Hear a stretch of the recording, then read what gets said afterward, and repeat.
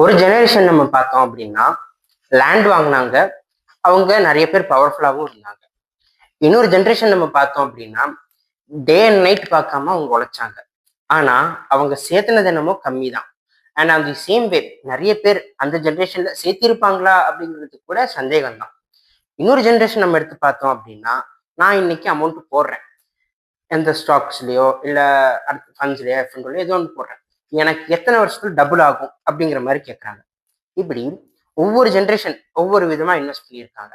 And இதுல டேஞ்சரான விஷயம் என்ன அப்படின்னா, இப்ப இருக்கிற நிறைய யங்ஸ்டர்ஸ் வந்துட்டு எங்களுடைய கிராண்ட் பேரண்ட்ஸ் இல்ல கிரேட் கிராண்ட் பேரண்ட்ஸ் அவங்க எல்லாம் பார்த்தோம் அப்படின்னா சரியா இன்வெஸ்ட் பண்ணல அப்படிங்கிற மாதிரி நினைக்கிறாங்க. ஆக்சுவலா அது வந்துட்டு தப்பு. அந்த டைமுக்கு ஏற்ற மாதிரி ஒரு விஷயத்துல தான் அவங்க இன்வெஸ்ட் பண்ணாங்க. சரி, அதை எப்படி இன்வெஸ்ட் பண்ணாங்க அதை பத்தி இந்த வீடியோல நம்ம ஃபுல்லா பார்க்கலாம். கடந்த ஒரு 100 இயர்ஸா இந்தியால இன்வெஸ்ட்மெண்ட்ஸ் எப்படி இருந்துச்சு, அது எந்தெந்த ஜென்ரேஷன் எப்படி பண்ணுச்சுங்கிறத இதெல்லாம் நம்ம கிளியரா பார்க்கலாம்.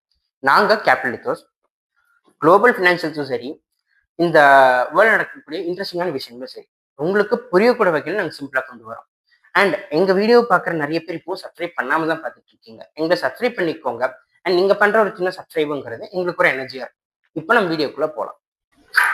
பொதுவா இந்தியால இன்வெஸ்ட்மெண்ட்டுடைய மைண்ட் செட் எப்படி இருக்குது அப்படின்னா, இப்போ ஒரு 23-25 வயசு இருக்கக்கூடிய ஒரு மேல் ஒரு ஃபீமேல் அவங்க கிட்ட போயிட்டு உங்க இன்வெஸ்ட்மெண்ட்ஸ் எப்படி இருக்குன்னு சொல்லி கேட்டோம் அப்படின்னா, எனக்கு இப்போ நான் போடுறது அடுத்து ஒரு 5 இயர்ஸ்ல டபுள் ஆகணும் இல்லை ஒரு 3 இயர்ஸ்ல டபுள் ஆகணும் அப்படிங்கிறது அவங்களுடைய ஒரு எதிர்பார்ப்பா இருக்கும். ஆனா ஒரு 55 to 60 இருக்கவங்களுடைய மைண்ட் செட் எப்படி இருக்கும் அப்படின்னா, சரி இப்போ நான் காசு போடுறேன், இது ஒரு 20 வருஷம் வரைக்கும் தாங்குமா அப்படிங்கிறது அவங்க கேள்வியா இருக்கும். இந்த கேள்வியை போதும் இந்த இன்வெஸ்ட்மெண்ட் மைண்ட் செட்டை பத்தின ஒரு கிளியர் அண்டர்ஸ்டாண்ட் வந்துட்டு நமக்கு தரும். சரி, இது கடந்த ஒரு 100 இயர்ஸா எப்படி இருந்துச்சு, நம்ம ஃபர்ஸ்ட் ஜென்ரேஷன்ல இருந்து நம்ம பார்க்கலாம்.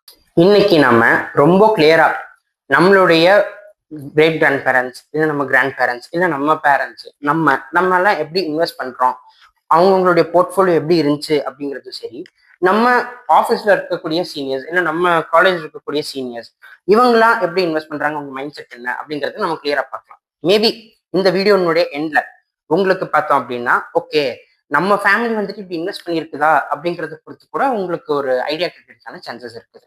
இதை பத்தி இன்னைக்கு நம்ம கிளாரிட்டி கொடுக்கறதுக்கு நம்ம பார்க்கலாம். நம்ம தாத்தாக்கு நம்ம பார்த்தோம் அப்படின்னா அவங்களுக்கு நிலம் தான் பெருசா இருந்திருக்கும். ஒரு நிலத்தினுடைய முதலீடு தான் வந்துட்டு ஒரு சிறந்த முதலீடு அப்படிங்கிறது அவங்களுடைய ஒரு நம்பிக்கையா இருக்கும். நம்ம அப்பாக்கு பார்த்தோம் அப்படின்னா சேவிங்ஸ் தான் பெரியசு அப்படின்னு சொல்லிட்டு அவங்களுக்கு ஒரு மைண்ட் செட்டுங்கிறது இருக்கும். எங்கெங்கெல்லாம் எப்படியெல்லாம் சேர்த்த முடியுமோ அது சேர்த்துறது தான் வந்துட்டு நமக்கு பெருசுன்னு சொல்லி அவங்க பார்ப்பாங்க. ஆனா நம்ம ஜென்ரேஷன் நம்ம பார்க்குறோம் அப்படின்னா இந்த லேண்டும் அவங்களுக்கு பெரிய ட்ரஸ்ட் இல்லை, இந்த சேவிங்ஸும் பெரிய ட்ரஸ்ட் இல்லை. நம்ம சொல்றது மெஜாரிட்டியா இவங்களுடைய ட்ரஸ்ட் எதுன்னு சொல்லி பார்த்தோம் அப்படின்னா ஆப்ஸ் தான். இந்த ஆப்ல இவ்வளோ போடலாம், இந்த ஆப்ல அப்படி போடலாம், இதுல மந்த்லி போடலாம், இதுல இயர்லி போடலாம், அப்படி இப்படின்னு சொல்லிட்டு இவங்களுடைய மேக்சிமமான ட்ரஸ்ட்ங்கிறது வந்துட்டு பார்த்தோம் அப்படின்னா இந்த ஆப்ஸ் மூலியமா தான் இருக்கு. அது ஏன் அப்படின்னா ஒரு தலைமுறைங்கிறது வந்துட்டு பார்த்தோம் அப்படின்னா இந்த பாவர்ட்டி அதுதான் வந்துட்டு ரொம்ப பெரிய விஷயமா அவங்க பயந்தாங்க. இன்னொரு ஜென்ரேஷன் நம்ம பார்த்தோம் அப்படின்னா, ஐயோ இந்த வேலைக்கு நம்ம இப்போ புதுசாக போயிருக்கோம், இது எத்தனை வருஷம் இருக்குமோ அப்படிங்கிற ஒரு பயத்துல அவங்க இருந்தாங்க. இன்னொரு அடுத்த ஜென்ரேஷன் நம்ம பார்த்தோம் அப்படின்னா காம்பவுண்டிங் அப்படிங்கிற ஒரு புது விஷயத்துக்குள்ள போனாங்க. அவங்களுடைய பெரிய பயங்கிறது வந்துட்டு நான் சரியான விஷயத்த நான் சரியான டைம்ல பண்றேனா அப்படிங்கிறதா இருக்குது. இதுதான் அவங்க இன்வெஸ்ட் பண்ணதுக்கான காரணங்களாகவும் இருக்கு. சரி, இப்போ நம்ம ஃபர்ஸ்ட் அந்த ஜென்ரேஷன் பத்தி பார்த்துக்கலாம். இவங்க பார்த்தீங்க அப்படின்னா பேபி பூமர்ஸ் அப்படின்னு இவங்கள சொல்லுவாங்க. இந்த பேபி பூமர்ஸ் அப்படிங்கிறது யார் அப்படின்னா 1946 இருந்து 1964 இந்த டைமுக்குள்ள பிறந்தவங்க தான் இந்த பேபி பூமர்ஸ். இவங்க பார்த்தோம் அப்படின்னா ஆல்மோஸ்ட் தி சைலண்ட் ஜென்ரேஷன் அப்படின்னு சொல்லிட்டு இவங்கள வந்துட்டு அடையாளப்படுத்துவாங்க. இவங்க நம்ம பார்த்தோம் அப்படின்னா அவங்களுடைய பெரிய இன்வெஸ்ட்மெண்ட் அப்படிங்கிறது இந்த லேண்டு அண்ட் இந்த கோல்டு தான். ஏன் லேண்ட் அண்ட் கோல்டு?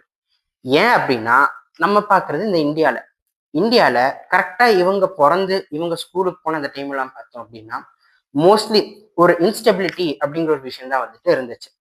இவங்களை பொறுத்த வரைக்கும் பார்த்தோம் அப்படின்னா நம்ம ஒரு வீடு வாங்கணுமா, நமக்கு வந்துட்டு தங்கம் இருக்கணும், நமக்கு வந்துட்டு ஒரு சேவிங்ஸ் அப்படிங்கிறது இருக்கணும், இப்படிங்கிற மாதிரி விஷயங்கள் தான் அவங்க ரொம்ப அதிகமா நம்பினாங்க, அதிகமா அவங்க எதிர்பார்த்தாங்க.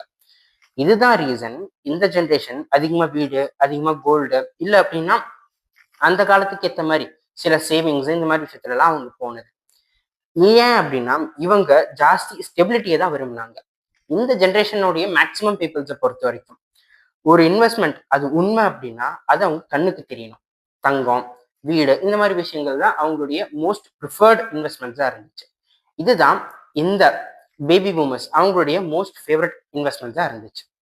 சரி, இப்போ இந்த 1946 to 1964 இவங்களுக்கு அடுத்த ஜென்ரேஷன் பார்க்கறதுக்கு முன்னாடி இவங்களுக்கு ப்ரீவியஸாகவும் ஒரு ஜென்ரேஷன் இருந்திருக்கு. நம்ம சொல்லியிருக்கோம் நமக்கு அடுத்த ஒரு 100 வருஷமா இன்வெஸ்ட்மெண்ட்ஸ் எப்படி இருந்துச்சு அதை பத்தி தான் நம்ம பார்க்க போறோம்னு சொல்லிட்டு. இந்த இவங்களுக்கு ப்ரீவியஸான ஜென்ரேஷன் நம்ம என்னன்னு சொல்லுவோம் அப்படின்னா அவங்கள நம்ம ஒரு சைலண்ட் ஜென்ரேஷன் அப்படின்னு தான் சொல்லுவோம். அதாவது சர்வைவலை அதிகமா எதிர்பார்த்தவங்கன்னு சொல்லலாம். அவங்க யார் அப்படின்னா 1928ல இருந்து 1945 இந்த ஒரு டைம் லைனுக்குள்ள பிறந்தவங்க. சரி, இவங்க ஏன் வந்துட்டு சர்வைவலை தான் ரொம்ப அதிகமாக எதிர்பார்த்தாங்க அப்படின்னா இந்த ஜென்ரேஷன்ல பிறந்தவங்க தான் அவங்களுடைய டீனேஜ்ல இந்த காலனியல் ரூல், அது போக வந்துட்டு வேர்ல்டு வார் முடிஞ்சதுக்கு அப்புறமான இந்த எக்கனாமிக்கல் விஷயங்கள், அதாவது இந்த இன்ஸ்டபிலிட்டி, இந்த மாதிரி விஷயங்கள். சரி, இது போக ரொம்ப அதிகமான ஒரு ஃபினான்ஷியலா ஒரு பேர்டனை சம்பாரிச்சது யார் அப்படின்னு சொல்லி பார்த்தோம் அப்படின்னா இந்த ஜென்ரேஷன் தான். இந்த ஜென்ரேஷனை பொறுத்த வரைக்கும் அவங்களுடைய ரொம்ப முக்கியமான இன்வெஸ்ட்மெண்ட்ஸா எது இருந்துச்சு அப்படின்னா நிலம், தங்கம். ஆனா இது கூடவே அவங்க ரொம்ப விரும்பின ஒரு இன்வெஸ்ட்மெண்ட் என்ன அப்படின்னு சொல்லி பார்த்தோம் அப்படின்னா லைவ்லிஹுட். அதாவது இந்த பண்ணை வைக்கிறது, பால் பண்ணை வைக்கிறது, இந்த மாதிரி இந்த பண்ணை தொழில் அது வந்துட்டு கொஞ்சம் அதிகமா விரும்பினவங்க யாருன்னு சொல்லி பார்த்தோம் அப்படின்னா இந்த 28 to 45 இருக்கிறவங்க தான். அந்த 28 to 45ல பிறந்தவங்க தான். இவங்க பார்த்தோம் அப்படின்னா அதிகமா ஒரு ஸ்டெபிலிட்டியை தான் எதிர்பார்த்தாங்க. இன்னொன்னு, இவங்களுடைய மைண்ட் செட் அப்படிங்கிறது நான் வெல்த் கிரியேட் பண்ணும் அப்படிங்கிறத பெருசா இல்லை, நான் பொழைச்சா போதும் அப்படிங்கிற மைண்ட் செட்ல தான் மெஜாரிட்டியான பீப்புள் இந்த ஜென்ரேஷன்ல பிறந்தவங்க இருக்காங்க. சரி, இவங்களுக்கு அடுத்த ஜென்ரேஷன் யாரு அப்படின்னு சொல்லி நம்ம பார்த்தோம் அப்படின்னா தி ஜென் எக்ஸ், அதாவது தி ரெஸ்பான்சிபிள் ஜென்ரேஷன் அப்படின்னு சொல்லி சொல்லலாம். இந்த ஜென்ரேஷன் யார் வருவாங்க அப்படின்னா 1965ல பிறந்தவங்கல இருந்து 1981க்குள்ள பிறந்தவங்க, இவங்க தான் இந்த ஜென்ரேஷன்ல அடங்குவாங்க. இந்த ஜென்ரேஷன் தான் நம்ம பார்த்தோம் அப்படின்னா ரொம்ப அதிகமான ரெஸ்பான்சிபிலிட்டியை எதிர்கொண்ட ஒரு ஜென்ரேஷன் அப்படின்னா அது இவங்க தான். இந்த ஜென்ரேஷனுடைய டைம்ல நம்ம எடுத்து பார்க்குறோங்கிற சமயத்துல அந்த சிங்கிள் இன்கம் ஹவுஸ் ஹோல்டு அப்படிங்கிறது இவங்க டைம்ல தான் ரொம்ப அதிகமா இருந்துச்சு. அண்ட் இதெல்லாத்தையும் போக இவங்க விரும்பின ரொம்ப பெரிய இன்வெஸ்ட்மெண்ட்ஸ் அப்படின்னா என்னன்னு தெரியுமா? அது லேண்டோ, கோல்டோ, அதெல்லாம் எதுவும் இல்லை. அதாவது நம்ம சொல்றது மெஜாரிட்டி இவங்களுடைய பெரிய இன்வெஸ்ட்மெண்ட்ஸ் அப்படிங்கிறது நான் படிக்கல, என்னுடைய பையன் இல்லை என்னுடைய புள்ள படிக்கணும் அப்படிங்கிறது தான் இவங்களுடைய ரொம்ப பெரிய எதிர்பார்ப்பா இருந்துச்சு. அதை தான் அவங்க எல்லாமாவே நினைச்சாங்க. இவங்க பார்த்தோம் அப்படின்னா மோஸ்ட்லி இந்த ஜென்ரேஷன் தான் சரியா இந்த டைமுங்கிறது ரொம்ப ஹார்ட் ஒர்க் பண்ணி இவங்க சம்பாரிச்சது இந்த ஜென்ரேஷன் தான். அண்ட் ஆன் தி சேம் வே தான் சேர்த்தனாலும் பரவாயில்ல, தன்னுடைய சில்ட்ரன்ஸ் வந்துட்டு படிக்கணும் அப்படிங்கிறதுக்காக ரொம்ப பெரிய ரிஸ்க் எடுத்த ஜென்ரேஷனும் இந்த ஜென்ரேஷன் தான். இவங்க தான் பார்த்தோம் அப்படின்னா மோஸ்டா இந்த ஐடி கம்பெனிஸ் ஆகட்டும், அண்ட் அதுவும் போக இந்த லைக் பேங்க்ஸ், இந்த ஃபினான்ஷியல், இந்த மாதிரி விஷயங்கள்ல அதிகமா என்ட்ரானது இவங்க தான். அது ஏன் அப்படின்னா சரியா இந்த ஜென்ரேஷன் அவங்களுடைய எதிர் பிஜியோ இல்லை வந்துக்கிட்ட அவங்களுடைய காலேஜோ முடிக்கும் போது தான் கரெக்டா 1991ல இந்தியாவில் பார்த்தோம் அப்படின்னா லிபரலைசேஷன் அப்படிங்கிற ஒரு விஷயம் வந்துட்டு வந்துச்சு. அப்போ நிறைய ஃபாரின் கம்பெனிஸ் உள்ள வந்துச்சு. அந்த 1960s உடைய லேட்ல பிறந்தவங்க தான் பார்த்தோம் அப்படின்னா ஜாஸ்தி அப்போ அந்த ஐடினால அதிகமா லாபம் அடைஞ்சவங்க. அது போக 2000s அந்த டைம்ல பார்த்தோம் அப்படின்னாலுமே நிறைய கம்பெனிஸ்ங்கிறது உள்ள வந்துச்சு. அப்போ இந்த 1980sல ஏர்லி 1980sல பிறந்தவங்க அவங்களுடைய பிஜியோ அதன் முடிச்சதுக்கு அப்புறமா ஒரு நல்ல ஒர்க்ல போயிட்டு ரொம்ப ஹார்ட் ஒர்க் பண்ணவங்க வந்துட்டு இந்த ஜென்ரேஷன் தான். சரி, ஏன் இந்த ஜென் எக்ஸ் இவங்க பார்த்தோம் அப்படின்னா ரொம்ப சிரமப்பட்டாங்க அப்படிங்கறது நம்ம இங்க சொல்றோம் அப்படின்னா இவங்களுக்கு இப்போ ஒரு எக்ஸாம்பிளுக்கு ஒரு நல்ல ஒர்க்கே போயிட்டாங்க, அவங்க ஒரு இன்வெஸ்ட் பண்ணும் அப்படின்னா அப்போ அவங்களுக்கான இன்வெஸ்ட்மெண்ட் விஷயங்கிறது இப்போ இருக்கிற அளவுக்கு அவ்வளவு ஈஸியெல்லாம் இல்லை.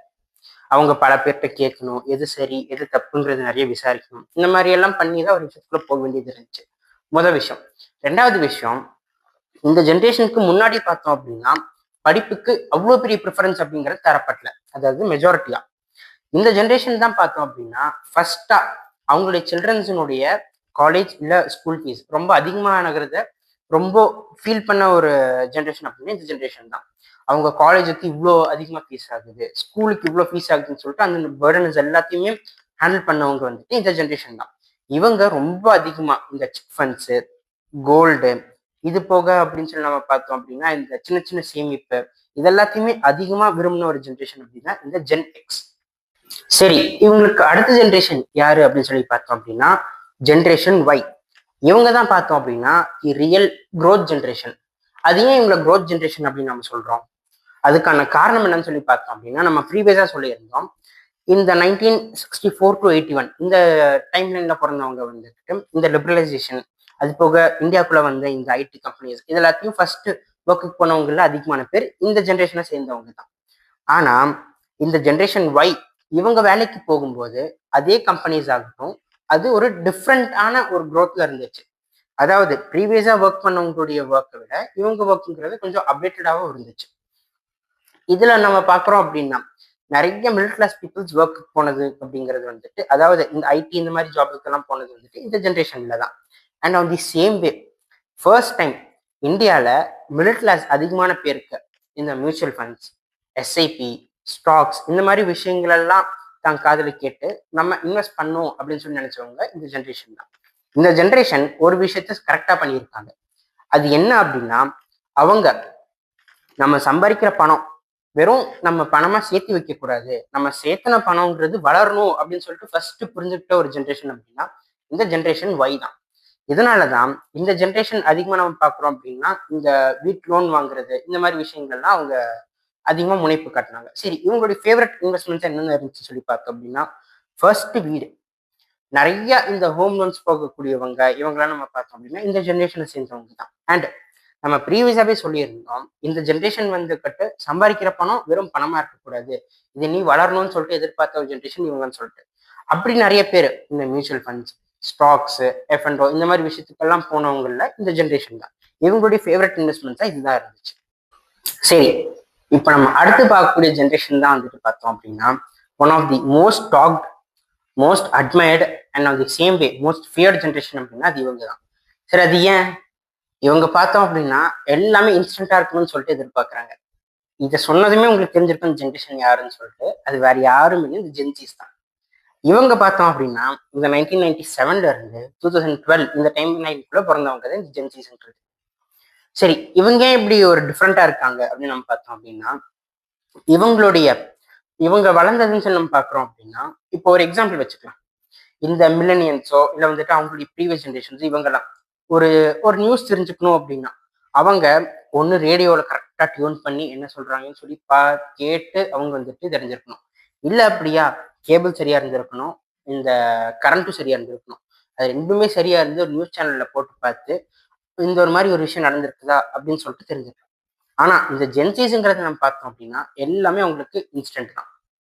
ஒரு நியூஸ் தெரிஞ்சுக்கணுமா உடனே அந்த சம்மந்தப்பட்ட ஆப்போ வெப்சைட்டோ ஏதோ ஒன்று போயிட்டு இந்த நியூஸ் தெரிஞ்சுக்கிறாங்க. ஒரு ஃபுட் ஆர்டர் பண்ணணுமா இன்ஸ்டன்டா ஒரு ஆப்ல போயிட்டு ஆர்டர் பண்ணி அவங்க வாங்கிக்கிறாங்க. ஒரு ட்ரெஸ் வாங்கணுமா இன்ஸ்டன்ட், எல்லாமே இன்ஸ்டன்டா இருக்குன்னு சொல்லி நினைக்கிற ஒரு ஜென்ரேஷன் தான் இவங்க பார்த்தோம் அப்படின்னா இவங்க இன்வெஸ்ட்மெண்ட்ஸை அணுகக்கூடிய விஷயமும் ரொம்பவே ஒரு டிஃப்ரெண்டா இருக்குது.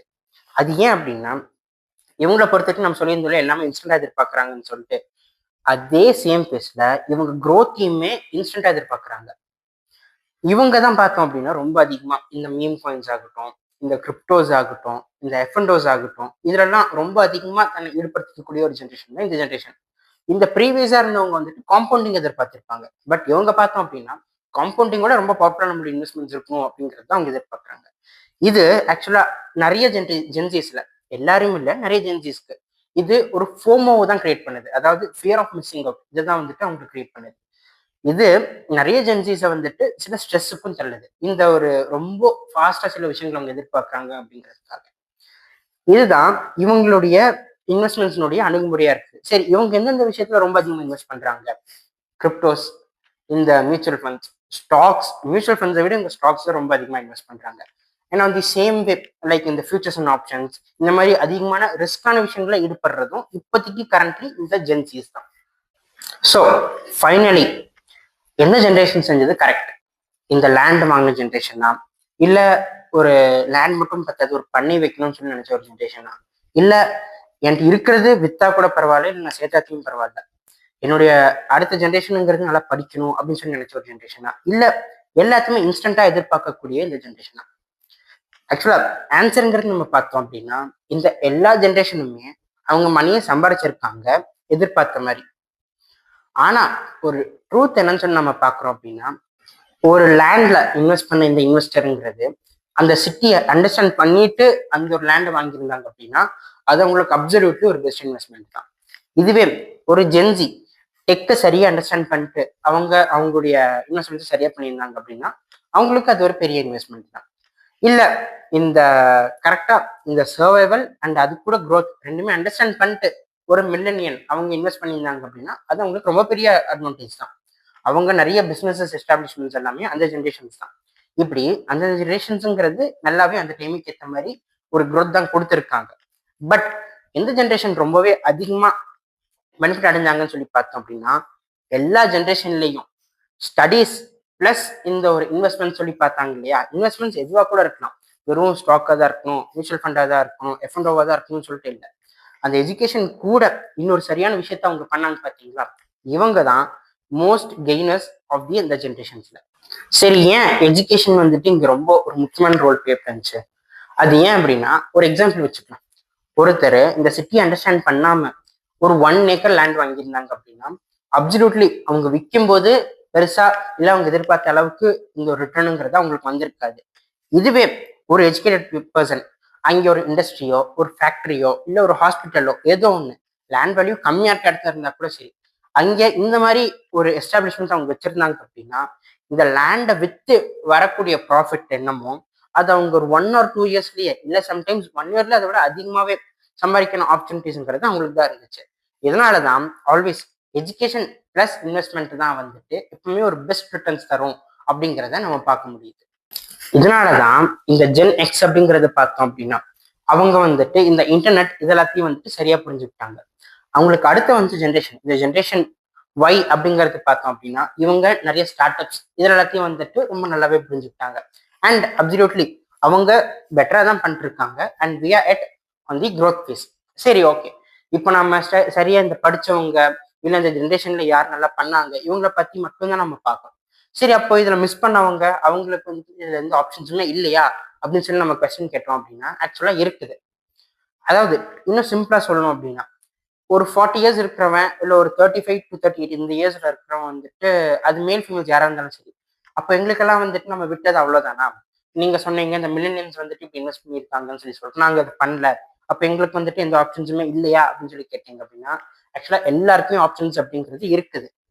ஆனா அவங்க ஒரு விஷயத்த அண்டர்ஸ்டாண்ட் பண்ணிக்கணும். அது என்ன அப்படின்னா இப்போ ஒரு ஜென்சி ஒரு 23 to 25 இயர்ஸ் இந்த ஒரு ஏஜ்ல அவன் இருக்கான் அப்படின்னா அவங்க இன்வெஸ்ட்மெண்ட்ஸ் ஒரு அவங்களுடைய கார்பஸ்ங்கிறது ஒரு அவங்களுடைய 50th இயர்ல ஒரு 2 crores வரணும் அப்படின்னா அவங்க மந்த்லி ஒரு 12,000 ஒரு அப்ராக்சிமேட்டா இன்வெஸ்ட் பண்ணாங்க ஒரு 12% ஆனுவல் க்ரோத்ல அப்படின்னா அவங்களுக்கு போதும் அவங்களுடைய ஏஜ் 50ல 2 crores கிடைக்கும்.